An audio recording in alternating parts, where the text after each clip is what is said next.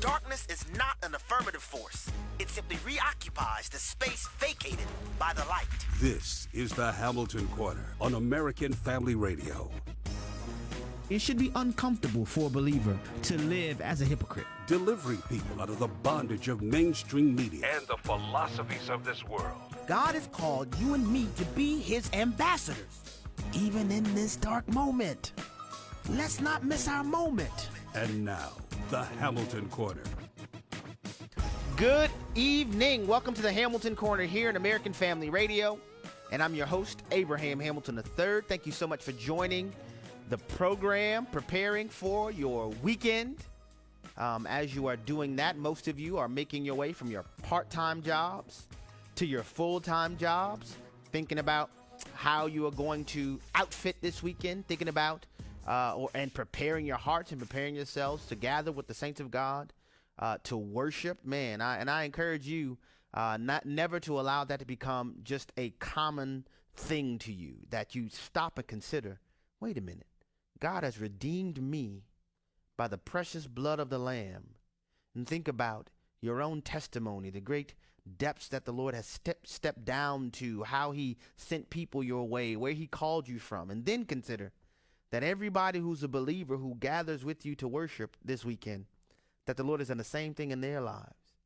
Man, what a glorious honor and privilege it is to, first of all, be able to worship the true and living God. And second of all, to gather with the saints, man. It's a down payment on what we get to enjoy in eternity. And so, man, I endeavor to consider it that way so that it never becomes common to me, that I never regard the people of God as castaways, just as people that you can brush by.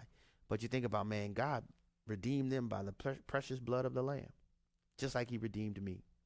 It's an awesome thought and consideration to have. And so as you're making that transition from part-time jobs and part-time work to full-time work, I want to encourage you to do so with full intentionality and full cognizance, that you stop if you're driving in your car and you think about, man, I'm on my way home.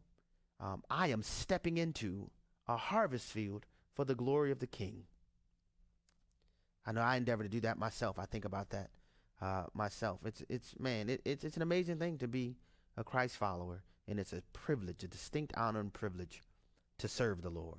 Praise God. Well, we're going to begin today in Colossians chapter 2, and this is going to be a little bit different for some people, but I want to drill down a bit to offer something to provoke us in thinking in these terms, and to really be able to put our full weight down on this thing that we have, this Christianity, this followers, being a follower of the way of Jesus Christ. All right, Colossians chapter 2. It's a portion of scripture I've shared before, but I'm going to read one verse, and then I'm going to drill down a bit on this one verse. Colossians chapter 2, verse 8 is the one I am going to read. Now, I've talked about this before. This is Apostle Paul writing to the Colossian believers at about 62 AD, and this is what he says. See to it that no one takes you captive by philosophy and empty deceit, according to human tradition, according to the elemental or basic principles of the world, not according to Christ. I'm going to read it again. See to it that no one takes you captive by philosophy and empty deceit, according to human tradition, according to the elemental spirits of the world, and not according to Christ. When we consider where we are, when we consider the clash of worldviews that is reverberating all throughout society, you really can boil it down to two considerations, or one consideration. The clash is, who will prevail, God's word or man's word? You pick your issue, no matter what it is. What will prevail, God's word or man's word? Now, the obvious response, especially if you're listening to me and you may not be a Christ follower, not an obvious response, but a frequent question that is propping up in our day. A lot of younger people are asking these questions too, or asking this question too. And the question is this: how do we know the Bible is true? How do we know the Bible is true? And I have a thing, I do a teaching in this area on it, but I just want to delve into some philosophical considerations, because when you pose the question, how do we know the Bible is true, there are some intrinsic presumptions that are being made even in that question. I'll give you two of them. How do we know? In order to ask that question, how do we know the Bible is true, there's a presumption that knowledge exists. How do we know the Bible is true? And there's a presumption that knowledge exists. There's a second presumption, really two more. There are three total presumptions in the question. But the second presumption I'm going to highlight, how do we know that the Bible is what? True. The second presumption is that truth exists. And so when you consider the totality of the question, how do we know the Bible is true? The three presumptions intrinsic to that question is that one, knowledge exists. Two, truth exists. And three, we as human beings have the capacity to understand it. Those are three major presumptions in the question itself. And I'm going to make a huge and bold statement here that in order to even ask that question, the person presenting the question has to borrow from a biblical worldview. Now, why can I say that? Because if you're going to ask a question that presumes knowledge is true, that presumes knowledge exists and that truth exists and that we as human beings have the capacity to understand both knowledge and truth, my response to you would be, on what basis do you even ask that question? On what basis do you have to offer the considerations that knowledge exists, that truth exists, and that we as human beings can understand it? In order to present that question, you have to borrow from a biblical worldview. Why is that? Because unless God's word is true, or let me say it this way, the only bases to account for the idea that knowledge exists, that truth exists, and that we can comprehend it, it draws from a biblical worldview. For example, the bases for knowledge. We don't have to go far. We can go right up to Colossians, the same chapter where we are, verses 2 and 3. Look at this. That their hearts may be encouraged, being knit together in love, to reach all the riches of full assurance of understanding and knowledge of God's mystery, which is Christ. Okay, Christ is that knowledge of God's mystery. Then look at verse 3. In whom are hidden all the treasures of wisdom and knowledge. In a biblical worldview, Christ is the fulcrum of knowledge. But if you do not ascribe to a biblical worldview, what is your foundation? What is the basis for your presumption that knowledge exists? Secondarily, truth. You remember when Jesus stood before Pilate and he asked Pilate the question, and Pilate posed the question to Jesus, what is truth? While Pilate was beholding truth personified right before him. Jesus said himself that I am the way, the truth, and the life. Within the biblical worldview, we have clear foundation for both knowledge and truth. Jesus Christ is truth. But if you don't ascribe to a biblical worldview, what is your foundation? What is the basis for your presumption that truth exists? And thirdly, that we as human beings have the capacity to comprehend truth. I mean, if we are just a product of single-celled organisms growing to become more complex organisms, just a product of amalgamation of primordial sludge, then what is the basis for your presumption that we as human beings can comprehend both knowledge and truth? But with the biblical worldview, we have a clear foundation for that. Genesis chapter 1, verses 26 to 27. Human beings are made in the image and likeness of a logical, intelligent God. So because we are made in the image of this logical, intelligent God, we as human beings have the capacity to understand knowledge and truth. You see, unless God's word is true, which accounts for knowledge and truth existing, and that we as human beings are made in the image of an all-knowing, logical God of truth, then no one and no worldview can even proceed to answer any question. You could prove nothing unless God's word is true.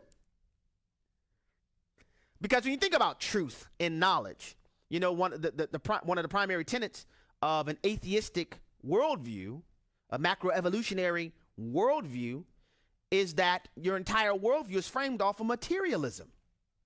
You know, but when you consider knowledge and truth, you're talking about abstract concepts. You can't taste knowledge and truth. You can't touch knowledge and truth. Can't smell it. Can't hear it. Can't see it.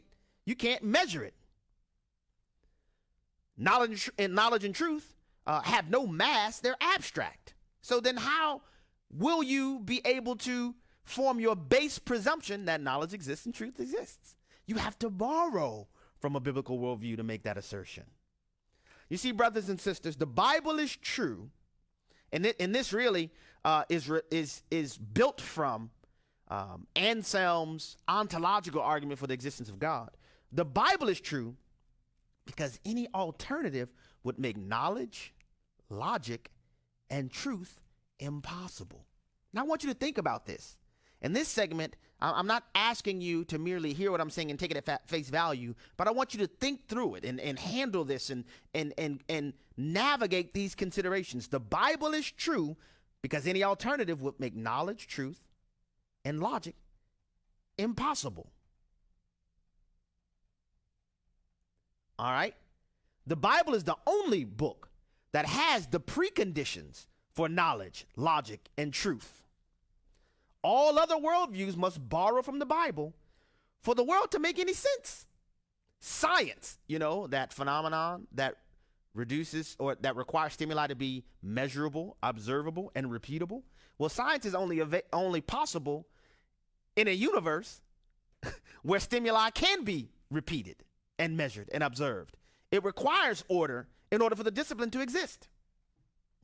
Morality. Science, morality, and logic all stem from the Bible being true. If the Bible were not true, then knowledge would be impossible. In other words, if the Bible were not true, nothing would make sense, whether good or bad. Everything would be meaningless, pointless, and unprovable. And let's think about a couple things. We've already talked about knowledge, logic, and truth. I've mentioned science. In order for the discipline of science to exist, the universe must have order, because you can't have repetition in an orderless universe. But I'm going to go further. The idea of holidays. You know the root word of holidays? Holy days. Now, if you are advancing an atheistic macroevolutionary worldview, why would any day be holy? You have no answer for that. But if you understand the Bible, you have clear foundation for holidays. Let's go to another consideration. One race. If you adhere to macroevolutionary theory, the touchstone of which, as advanced by Charles Darwin, is that the more civilized race would ultimately exterminate the uncivilized races. Where's the lie? Where's the lie? Other than the biblical worldview, what is the basis that we have as a society to reject ethnocentric partiality, to reject racism, to reject things like slavery? I'll tell you. The biblical worldview makes that make complete sense, which is probably why it was Christians armed with the biblical worldview that led the global abolition, the global movement for the abolition of slavery. William Wilberforce in England, the abolitionists in America, Harriet Beecher Stowe, Lyman Beecher. I've been enthralled by just studying how the Second Great Awakening led to the return to Christians in America re-embracing the idea of the Imago Dei and saying this is unconscionable that we would treat people made in the image of God as if they're chattel property. If you don't have a biblical worldview, what is the basis for you adhering to that understanding? But with the Bible, it makes perfect sense. We're all made from one blood, one race. There's no such thing as multiple races of human beings. It's one race. We come from the archi-parental couple, Adam and Eve, and then post the global flood, we have Noah and his sons. A couple other considerations. Medicine.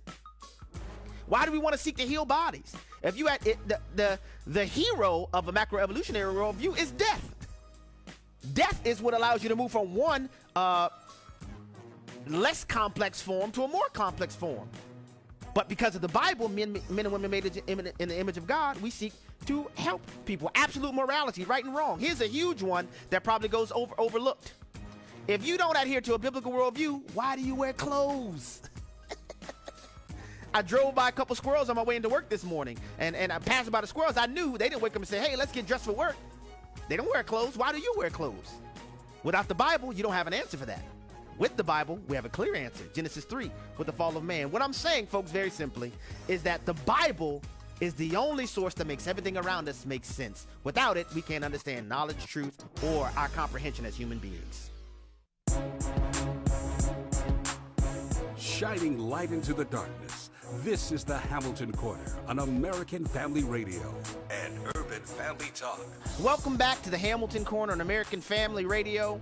This is Abraham Hamilton III. The first segment, really, you got to look behind the curtain between some of the conversations my wife and I have been having in private. But it's just amazing to see that when you consider the concepts of knowledge, truth, and mankind's capacity to understand knowledge and truth, you really have to borrow from a biblical worldview, borrow from the Christian worldview to understand those ideas. And when you think about it, you'll see, man, ultimately that is the case. And it really goes back to the fact that the Lord really hardwired us for eternity. He really has done so. Well, there are a couple big stories I want to get to now. And I guess I should let you guys know this, because right now I'm recording this particular segment, this particular show. And at the time of the recording, there's a scheduled vote in the House of Representatives today. That's important. I want to talk about that right now. So I'm going to have to update you on what I'm about to share with you now, but I want to put it on your radar so you can be aware of it. Remember when the conversations, when we had the conversation on this program about first H.R. 5, the misnamed Equality Act that I called the Tyranny Act, that sought to include within the Civil Rights Act of 1964 in every area where the protected classes, the legal protected classes were established. The proponents of H.R. 5 sought to include sexual orientation and gender identity. As we talked about it, they had 240 some odd co-sponsors. You only need 218 votes in the House of Representatives to pass it. And so that ridiculous monstrosity of grotesque piece of legislation passed out of the House with no problems. I had about 8 Republicans that voted for it, I believe. And I warned you then that there was no way to stop the juggernaut from the House of Representatives, but the only hope, the next immediate hope, was in the Senate, and then ultimately to call on President Trump to veto the legislation. And I do not expect Mitch McConnell, who is in an election year, to bring the H.R. 5 up for a vote in the Senate. But I warned you then there were 2 other ways that this thing would be foisted upon the American people. One is that there is a fairness for all legislation, which is a compromise piece of legislation, which is really not compromise at all, where it would exempt churches and religious organizations from the application of sexual orientation and gender identity being elevated to protective class status. But I say it's not much of a compromise, because if you happen not to be clergy, or if you happen to just be, but happen to be a business owner who is a Christian, and then your free exercise of religion rights are completely stripped from you with this fairness for all. And then the second source of compromise that I warned were coming. And I think I said this was the one that was most immediate, and then fairness for all behind it, was a compromise on the part of legislators to amend the Defense Appropriations Bill to include sexual orientation and gender identity verbiage in that legislation. I expressed concern there because you would have Inequality Act verbiage attached to a funding bill for our military that could compel some Republicans to get wobbly-kneed, to say, okay, well, because I need to vote to fund the military, that I'll have to compromise on this by including this legislation. Well, I am unhappy to report to you that just last night, I believe, the House Rules Committee amended the National Defense Authorization Act, which is an appropriations bill for the military, amended the National Defense Authorizations Act, the NDAA, amended it to include Equality Act styled verbiage. Didn't we say it was coming? Yep, the Rules Committee added this language to the NDAA. And so today, at about 1 o'clock, between noon and 1 p.m. Eastern time, it is expected, and I'm saying expected because, you have a Democrat majority in the House now, Nancy Pelosi is the House Speaker. We don't get as much information on the specificity of scheduled votes. But we're expected to see a vote today between noon and 1 p.m. on the NDAA as promulgated in the House of Representatives. And of course, you know, they included this LGBT affirming language in the NDAA. They fast-tracked this piece of legislation. Are you surprised? I'm not. They fast-tracked the legislation, and so the House is expected to vote on this today. Now, at the time that you guys are going to hear this, the vote will more than likely have already occurred. But I want you to be aware that this is happening because, again, just like with H.R. 5, with the Democrat majority, there's not much hope of Republicans stopping this legislation in the House of Representatives. The hope is stopping it in the Senate, which is why I'm presenting this to you now. I know we are working, the American Family Association is working on some things, putting some things together to get you involved, to contact your senators to stop this thing dead in its tracks on the Senate side, to get the U.S. Senate to say, listen, if you are going to include H.R. 5 style language, LGBT, attempting to codify the protected class status of sexual orientation and gender identity in a defense appropriations bill, that is a poison pill. And we're not playing that. We're not tolerating that. We will, should this ridiculous legislation make it out of the Senate, call on President Trump to veto it. Because one of the expressed objectives of this amendment, advanced by, what's this guy's name? Congressman Spire, was to reverse the president's ban on transgender people serving in the military. That's one of the goals. Now, we don't like that. We want to reverse that. So they're presenting a bill on the House floor today that includes LGBT affirming language that will also reverse the president's ban on transgender serving in the military. Yeah. Folks, don't shoot the messenger. I'm just telling you like it is. This is in the legislation. And unfortunately, it's expected to pass in the House of Representatives. And so those who profess to adhere to a biblical worldview, those who profess to understand the constitutionalist orientation that is necessary for this American republic in the United States Senate, you're going to have to reject this bill and have the confidence, the courage, and the ability to articulate that this is not about opposing funding for the military. This is about prohibiting the military from being used as a social experimentation tool. This is a rejection of the efforts to glob onto funding our military with this elevation of sexual orientation and gender identity to protected class status. And you know, I got to tell you, I don't like coming here, having a report on this stuff, convey this stuff to you. But I think it's important that you know what's going on. It's important that you know what's going on. So that's happening in the House of Representatives today. Another big story from this morning is Alexander Acosta, the Secretary of Labor in the Trump administration, announced his resignation today. Now, why is he resigning? Well,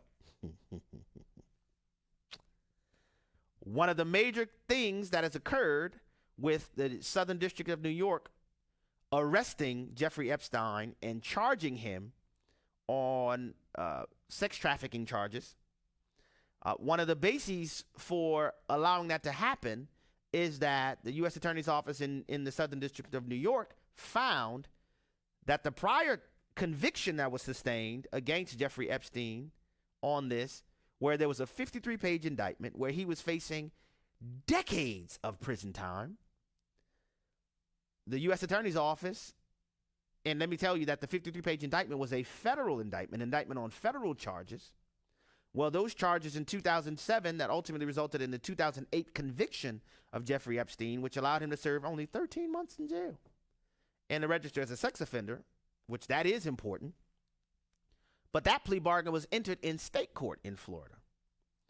It came with a non-prosecution of the federal charges from the U.S. Attorney's Office in Florida.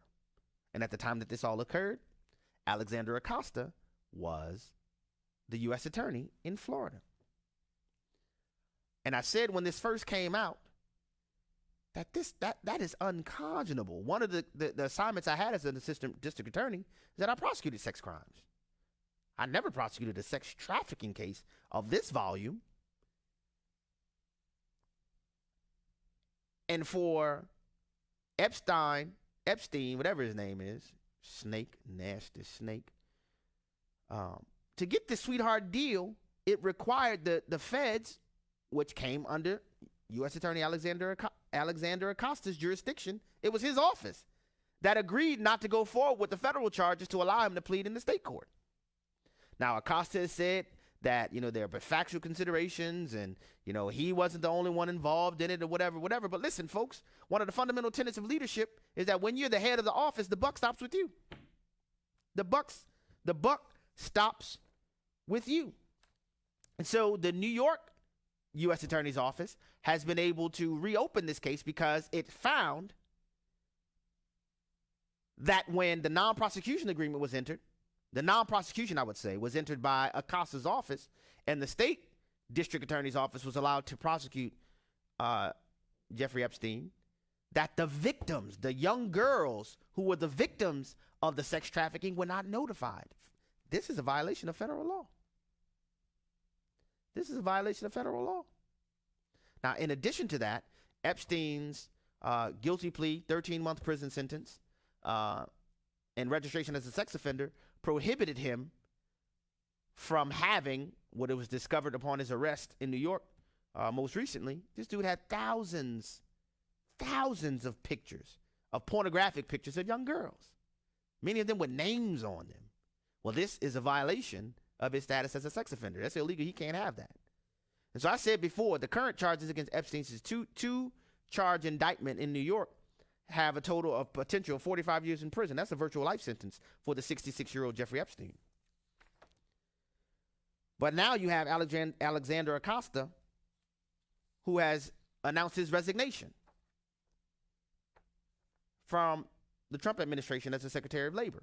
Now, President Trump came out and said Acosta did a great job as the Secretary of Labor. He probably did. I don't have any questions about that. But here's a question I do have. Why would the Trump administration appoint Alexander Acosta if he has this horrible non-prosecution agreement deal with Epstein from 2008? So you have two things, and I know the talking snake media is going to try to connect Trump to Epstein. Listen, the facts, wherever the facts go, that's where they go. There's no sacred cows. President Trump said he denies any engagements, whatever, with Epstein, and it is factual that Donald Trump, about 15 years ago, kicked Epstein out of his Mar-a-Lago resort, kicked him out. It was reported to him that Epstein was harassing a young girl in his Mar-a-Lago resort. Trump kicked him out, banned him. That's factual, all right? But the question I have is, then what made you appoint this guy, Acosta, to the Secretary of Labor position? And both of these answers are not good, in my opinion, for the Trump administration. Because on the one hand, if you knew about this non-prosecution agreement and you still appointed him, why did you do that? And if you didn't know, why didn't you know? I mean, this is not like this is a small case. There's some, and I attempt to follow the facts, but I will tell you there are some reports that the non-prosecution occurred in the U.S. Attorney's Office in Florida because of Epstein's connection with high-profile individuals. Like, for example, here's a fact that the Southern District of New York U.S. Attorney's Office that is prosecuting Epstein, it's being prosecuted in the Public Corruption Unit. Isn't that interesting? Not traditionally in the Sex Crimes Unit. Normally, when you have cases like this, sex crimes and trafficking of young girls for sex, the Sex Crimes Unit would be the one that would prosecute these cases. But this case that Epstein is being prosecuted for in New York is being handled by the Public Corruption Unit. It's pretty interesting if you ask me. And it's happening because the allegations are that Epstein was connected to some pretty high-profile people, and that this agreement that resulted in him serving 13 months in Florida and registering as a sex offender on one count of solicitation of prosecution occurred because of Epstein's connections to some pretty high individuals.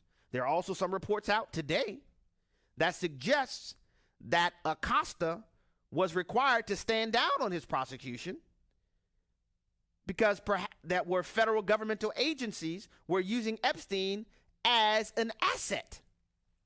We know that Epstein's connections go all the way into the royal family in Britain.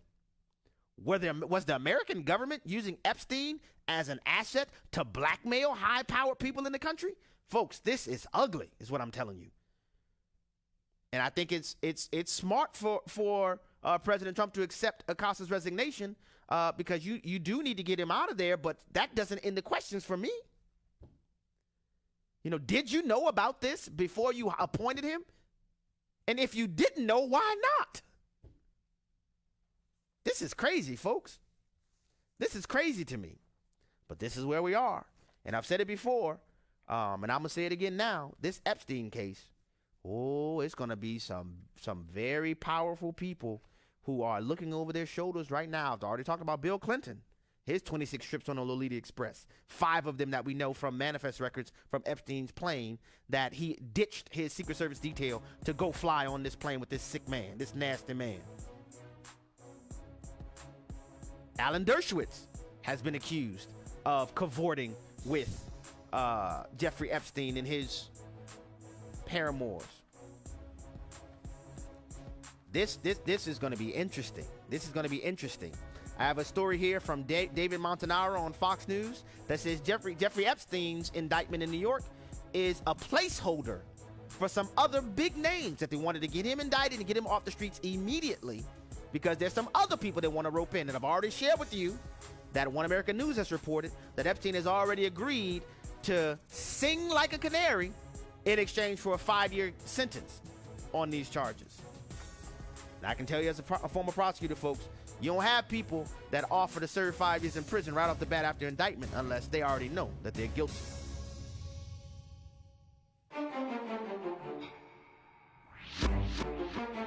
The Hamilton Corner podcast and 1-minute commentaries are available at afr.net. Back to the Hamilton Corner on American Family Radio. Welcome back to the Hamilton Corner on American Family Radio. Got some more foolishness du jour to get into. Alexandria Ocasio-Cortez. Many of you know her name, but many of you may not be familiar with the name of her chief of staff. Alexandria Ocasio-Cortez, I'm just going to call her Cortez for now, because that takes a lot to say all of that. Self-described socialist, democratic socialist. Like you can fool us with the Democrat in front. But anyway, you're familiar with her name, but you may not be familiar with her chief of staff. His name is Saikat Chakrabarti. Saikat Chakrabarti. Well, in an interview he gave to the Washington Post, this is something, man. Saikat Chakrabarti confirmed what many constitutionalists have already articulated at length, that this Green New Deal, they're calling it the Green New Deal, because climate alarmism is a little bit more docile in most Americans' minds as compared to, socialism. You say socialism, and that piques Americans' interest. Well, Chakrabarti was being interviewed and made an admission that I felt was pretty interesting. According to the Washington Post, Chakrabarti had an unexpected disclosure. He said, quote, "The interesting thing about the Green New Deal is it wasn't originally a climate thing at all." Now, the context of this conversation, folks, is that Chakrabarti was talking to a man by the name of, I see his last name. I want to get the first name. Ricketts. Yes, Sam Ricketts. Now, Sam Ricketts is the climate director for Washington Governor Jay Inslee. If you don't know, Jay Inslee is running for president. He's one of the 17,455 people running for president in the Democratic Party. Now, Jay Inslee, he doesn't have a shot. Let's just be honest. Jay Inslee, he's not going to win. Jay, if you're watching or listening, which he's probably not, you're not going to win, all right? Jay Inslee's main issue is climate change. That's the whole thing that's the thing he's focusing on. So Chakrabarti is talking to Sam Ricketts, Inslee's climate guy, and he says, quote, the interesting thing about the Green New Deal is it wasn't originally a climate thing at all. The Washington Post reports that Ricketts greeted this startling notion with an attentive poker face. Then Chakrabarti went on, quote, do you guys think of it as a climate thing? Because we really think of it as a how do you change the entire economy thing, end quote. Now, I'm going to translate for you because I speak Chakrabarti if you don't know. When Chakrabarti says because we really think of it as a how do you change the entire economy thing, he's admitting that the Green New Deal is just the Trojan horse to advance socialism in the United States of America. Ta-da! Now, if you listen to my program, you've heard me tell you this. Because if you were focused on climate change, then why would you try to include things like, I don't know, a federal jobs guarantee? You know, if your focus is climate change, why does your legislation include within it, I don't know, the free college for every every citizen of the United States of America? Things like that, you know, that kind of let the cat out of the bag that your focus is not climate change. Your focus is socialism. And now we have Saikat Chakrabarti admitting it. Because when you accompany cow farts with massive new entitlement spending, this entitlement spending is not necessarily directly connected to the cow farting. And now we have Ocasio-Cortez's chief of staff admitting what we all know.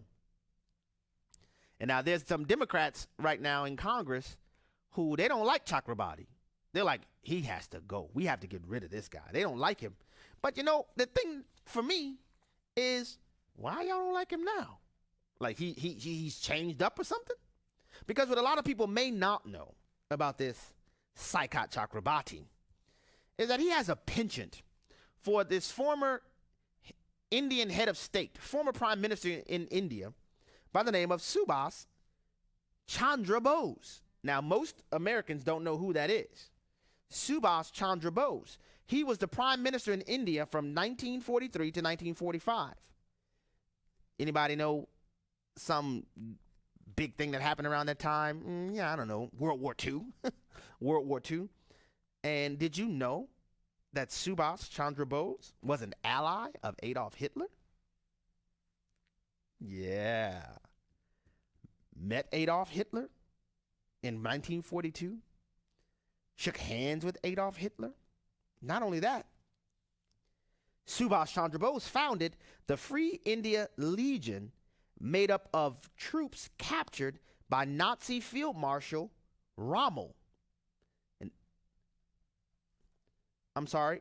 Rommel. And this Nazi Field Marshal Rommel created what's known as the Afrika Corps. The Afrika Corps. And these are the troops that were Subhas Chandra Bose's Free India Legion.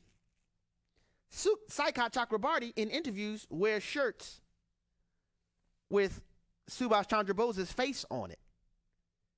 Now, you got Democrats that are upset with Saikat Chakrabarti now, but y'all ain't have no problem with the dude who one of his heroes was a Nazi sympathizer? Who not only a Nazi sympathizer, the Chandra Bose's Free India Legion swore an oath to Adolf Hitler and was under SS command. Oh, yeah. Chandra Bose's Free India Legion teamed up with the Japanese in 1943. Oh, yeah. Worked together with the imperialist Japanese. Yeah. Lastly, Subhas Chandra Bose was an admirer of the USSR, and he sought to impose Stalinist authoritarian practices in India. That's Cortez's chief of staff. And you can do your own research. Look, you can do a DuckDuckGo search, because y'all know we don't rock for Google around here. Do a DuckDuckGo search on Saikat Chakrabarti, and you're going to see him in almost all of his interviews Almost all of them with the T-shirt with Chandra Bose's face on it. It kind of gives you the impression that he's intentionally wearing this shirt, because nobody wears the same shirt in every public appearance they do. And Chakrabarti, he doesn't want to be the one in front of the camera. He likes to be behind the scenes. So when he has the few opportunities to be on the camera, why do you think he wears that shirt? He's telling you who he is. Now, I want you guys to think for 1 second.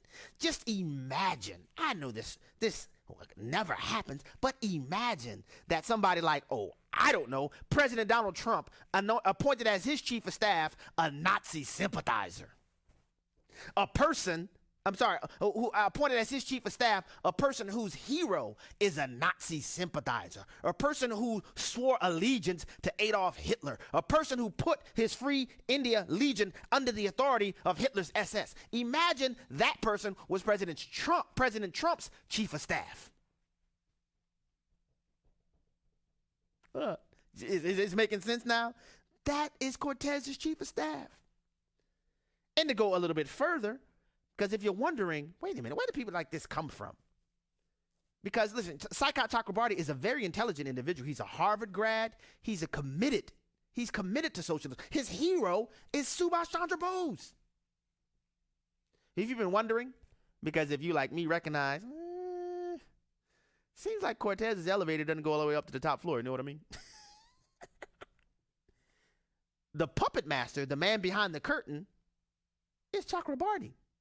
Did you know that Chakrabarti worked with Cenk Uygur from the Young Turks? You know, the Young Turks that gets their funding from, Muslim nations, to found an organization called the Justice Democrats. And that these Justice Democrats held like auditions for people who would carry their objective. If you watch, and I know most of you don't, I do it for show prep purposes, but if you watch the Young Turks, Cenk Uygur for the longest has been beating this drum to oppose Nancy Pelosi, has been beating this drum for primarying establishment Democrats because they weren't socialist enough. They weren't regressive enough. And surprise, Cortez gets to Congress, and what is she doing? She's doing the bidding of Chakrabarti and Cenk Uygur. And Cenk Uygur had the foresight to know that after he got these candidates, he and Chakrabarti got these candidates together, he needed to step away because he had a larger profile than many of them and didn't want the American public to see them coming. Well, you want to know who are 4 candidates that the Justice Democrats fielded for the 2018 midterm election? You ready for this? Ooh, I know you can't wait. I'll name them with numbers next to them. Numero uno, Alexandria Ocasio-Cortez. See, folks, she is an actress playing a role. She's filling the role that Chakrabarti, Cenk Uygur, and the Justice Democrats have fit her for. Next, Rashida Tlaib, all supported by the Justice Democrats. Next, third, Ilhan Omar from Minnesota. Yeah. And fourth, Ayanna Presley in Massachusetts. Now, who are the 4 Democrats that just voted against funding for the humanitarian crisis at the border that is revealing the fissures in the Democrat Party right now? Yeah, the 4 women I just named. They are executing the plan that was crafted. One of the masterminds behind it, Saikat Chakrabarti. And he's the one who is now admitting for all the world to hear. Do you guys think of the Green New Deal as a climate thing? Because in the beginning, it wasn't even really a climate thing. It was a how do you change the entire American economy thing. Y'all can play with you if you want. But these people that advance in socialism, they know exactly what they're doing. They're attempting to hook, line, and rope you in by putting Democratic in front of it. But they are advocating for straight up socialism. Period. Just want to let you know. I'm going to move on to something else. This is a better story. Better ultimately, but has some bad components to it. Because following the triumph of the United States women's national soccer team, which, when America wins, I love it. But I have to tell you, some of the main leaders of the soccer team are an embarrassment to me. But one of the names that you did not get to hear, who is probably one of, if not the best soccer player in the United States of America, is a young woman by the name of Jaelene Hinkle. if you follow me on social media, on Twitter, I'm at Hamilton Corner. On the Book of Faces, I have the Hamilton Corner Facebook page for now. It's counting down. That stuff is going to be going soon enough. I'm just going to tell you. But if you follow me on social media, you saw me post an article discussing Jaelene Hinkle. Some of you asking now, who is Jaelene Hinkle? Jaelene Hinkle is a 26-year-old soccer player who stars for the North Carolina Courage professional women's soccer team. She has been called the top left defender in the United States game, period. The top left defender in the United States game, period. She is easily top 5 in all of women's soccer in the United States of America. Easily. But she wasn't on the United States women's soccer team, the national soccer team. And some of you may be wondering why. I'm going to give you a little bit of behind-the-scenes information. So in 2017, Jaelene Hinkle refused a call up from the U.S. women's national team for a pair of international friendlies. Friendlies is the soccer term used to describe exhibition games. So in 2017, Jaelene Hinkle was called to play for the U.S. women's national team in a couple of international exhibition games. After receiving the call, she learned that the games, because they were close to around the month of June in 2017, that the U.S. women's team would be wearing rainbow-colored jerseys to celebrate LGBTQIAP+ Pride Month. Now, here's the catch. Jaelene Hinkle is a committed Christian. And she says, quote, "I just felt so convicted in my spirit that it wasn't my job to wear this jersey." That's in an interview she gave to the 700 Club in May of 2018. She goes on, quote, "I gave myself 3 days to just seek God and pray and determine what God was asking me to do in this situation." She ultimately decided that she would not join the women's national team in 2017 for the sole purpose, for the sole reason that she refused to wear a pride-themed jersey. Going forward, Jaelene Hinkle was not included on this 2019 U.S. women's national team roster. The coach of the U.S. women's team, Jill Ellis, said that it was only a soccer decision. But Jill Ellis is herself a lesbian and is purported to be in a marriage to a woman. And as we have all witnessed now, the U.S. women's national soccer team is a very activist soccer team. Jaelene Hinkle's resume includes playing soccer at Valor Christian High School in Highlands Ranch, getting a full scholarship to Texas Tech to play soccer. She's earned 8 caps for international soccer game competition, and in 2018, her team won the Women's Soccer League Championship. The Irish newspaper has reported that Christianity has prohibited one of the best players in U.S. soccer from being on the soccer team. But Jaelene Hinkle said, "This is one of those things where you have to put your dream against the peace you get from obeying God." She says the peace that she's gotten from obeying God trumps not being on the women's national soccer team. The views and opinions expressed in this broadcast may not necessarily reflect those of the American Family Association or American Family Radio.